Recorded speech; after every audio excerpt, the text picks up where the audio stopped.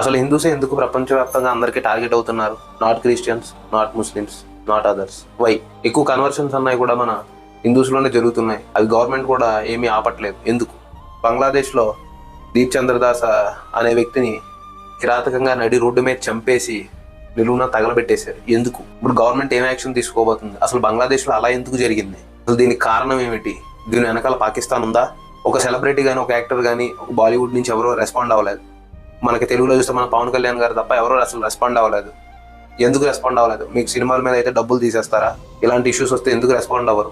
బంగ్లాదేశ్ వాళ్ళు we will take your 7 sisters అంటున్నారు. అంటే ఏంటి? ఇప్పుడు 7 సిస్టర్స్ని తీసుకోవడం అంటే అక్కడ మనకున్న అరుణాచల్ ప్రదేశ్ ఈ స్టేట్స్ ఇవన్నీ వాళ్ళు తీసుకుంటా ఉంటున్నారు. ఇప్పుడు 21 బ్రదర్స్ ఉన్నారు.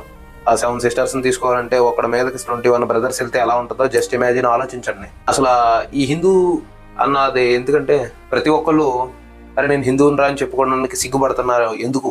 ఏమన్నా అంటే అరే మనం ఎడ్యుకేటెడ్ రా, మనం అలా చెప్పకూడదురా అంటారు. మరి వాళ్ళు ఎడ్యుకేటెడే కదా, వాళ్ళు చెప్తున్నారు కదా మేము ఇదిరా అని.